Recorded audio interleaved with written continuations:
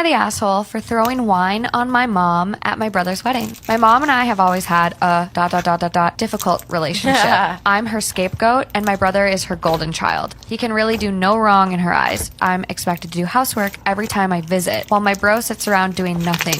So I don't visit much and I just avoid her. Despite all this, bro and I are still very close, and I'm good friends with my sister-in-law. My mom has treated sister-in-law like shit ever since she started dating my brother 5 years ago. My bro and sister-in-law got married in October. They seized the COVID opportunity to have something small, 20 guests total, and it was in their backyard. My mom showed up in a floor-length white dress. Sister-in-law looked like she was going to cry when she saw my mom. So, without thinking, I just grabbed a bottle of red wine. No! Uncorked it and dumped the whole thing down my mom's front. Mom flipped out, but couldn't scream at me because there were so many people around. So, she just left with my dad and came back wearing a green dress. Oh my god, okay, so it worked.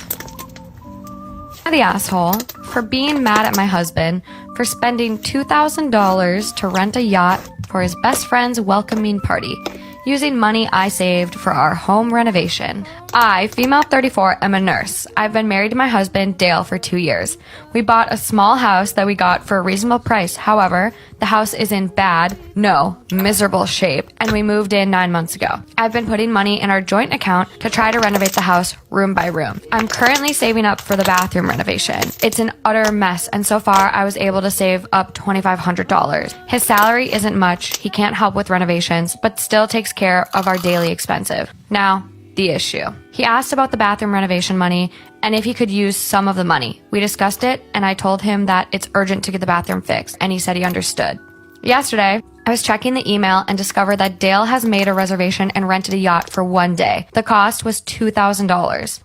This is why quick thinking could save your life. A few years ago, I lived in an old one-person flat. Every door in the flat had a lock and key. Strange things started happening around the flat. I had a feeling that something was off because food items from my fridge started disappearing before I had a chance to eat them, and I'd find pillows from my couch on my floor. One night, I woke up around 1 in the morning and I was drenched in sweat. I didn't remember, but I was sure I had woken up from a nightmare. I decided to take a shower, so I put my phone in the bathroom for music, turned on the water, and started enjoying the shower. A few minutes in, I heard the door move. I never closed the door, but it never moved before. I looked at the shower curtain and saw a shadow against it. I looked at the reflection on my phone and could clearly see someone standing next to the shower curtain. My heart was pounding out of my chest, and it took every ounce of my body not to scream in terror. Somehow, I managed to act like I didn't notice anything while silently taking the shower head off the holding and turning the water to the hottest setting. The water in that flat got extremely hot when cranked all the way up. A few seconds later, steam was raising and I felt the water burning my feet as it flowed into the drain. My fight or flight kicked in and I didn't care if this person saw me naked. That's when I turned around, ripped the shower curtain open, and held the shower head right at the person. It only gets crazier from here. Part 2, why quick thinking could save your life. When I sprayed the hot water from the shower head on the person, I immediately noticed it was a woman. She screamed in pain when the scalding water met her skin. I whacked her in the face with the shower head and jumped out of the shower. I ran to the door, taking the key out of the lock and locking it behind me so that she couldn't get out. A little while later, she started to bang on the door, but thankfully the door didn't give. I ran to the kitchen and called the police on my landline phone while simultaneously grabbing a large knife just for safety. I felt like my throat was closing up when I saw that it was missing and realized there was only one place that it could possibly be.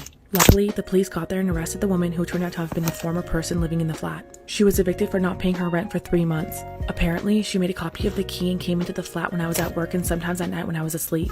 It's possibly what woke me up in the first place that night, but I don't even want to think about it. After the police apprehended her, I found the knife in the bathroom. She had brought it into the bathroom with her, and either the police disarmed her or she dropped it herself at some point. All I found out later from the police was that she wasn't right in the head. Ever since this incident, I always insist that the locks are changed whenever I move into a new place.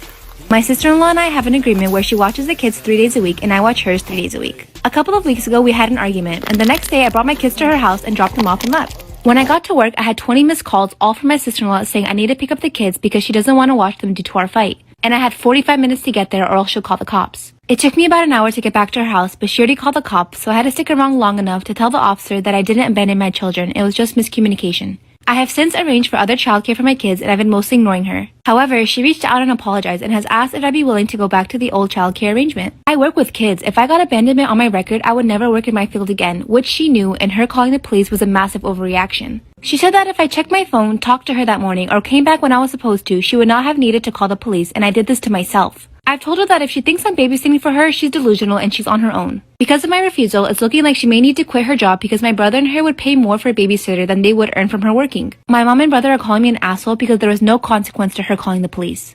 I went to Safeway at 1 a.m. at night, right? I had just gotten out of work and I was so tired. But I went because it was going to be my mom's birthday the next day. And I needed stuff. Right when I go inside, I notice that there is some girls in the corner. They were about 13, 14 years old. There was 4 of them. And I start getting worried because I don't see any parents around them. What are these girls doing here at 1 a.m.? Anyways, I grab my stuff. I notice that there's only men at the store. So I started to get more worried for them. I pay and I start walking out, and they're at the door waiting for me. They come up to me and they tell me if I could give them a ride, and that they approach other people, but they say no, which it is kind of sketchy because it is 1 a.m. So I start thinking, okay, I'm worried for my safety, and then on top of that, maybe I should just call the cops on them. That way they can come and take them to their house. But then again, I didn't want to be that person that calls the cops on them. I know how it is to be a teen, and sometimes, you know, you get in situations where you don't have a car, you can't go to your house. Like for part 2, I really didn't want to call the cops on these girls. And I'm trying to understand why they're at Safeway at 1 a.m. So I'm talking to them. They tell me that they were with one of their friends and they kind of just dropped them off somewhere. Now they're stranded.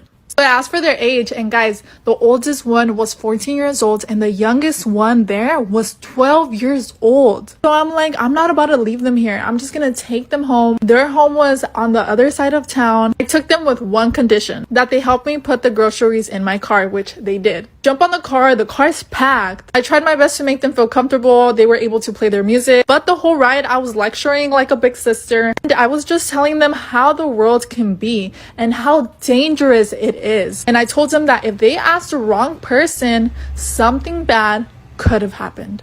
Just for my safety also, I took videos of these girls and I sent it to my group chat so they could know where I'm at and what I'm doing. But yeah, I dropped them off and thank God they made it home safe. You guys are not even going to believe it when I say that when I was 15, I almost became a stepmom. Yes, we did skip a few chapters, so let's start from the beginning of the book. Back in the day, in middle school, there was this new bad boy in town. And for the purpose of the story, his name will be Dean. So Dean was a little bit older, but he would date some of the middle school girls. A little sus, I know, but even beyond this man had a bad reputation. And I did my best to stay away from guys like him. That was until the second quarter of my sophomore year in high school happened. And while my mom and I were walking around Walmart looking for a pair of jeans, we ran into Dean's mom. Well, our mom started talking and bonded really well, and that's when his mom suggested that we would be a really cute couple. She talked about how much he's changed, so I went ahead and added him on Snap. And the insane thing is that we actually started having really good conversation, like deep existential ones.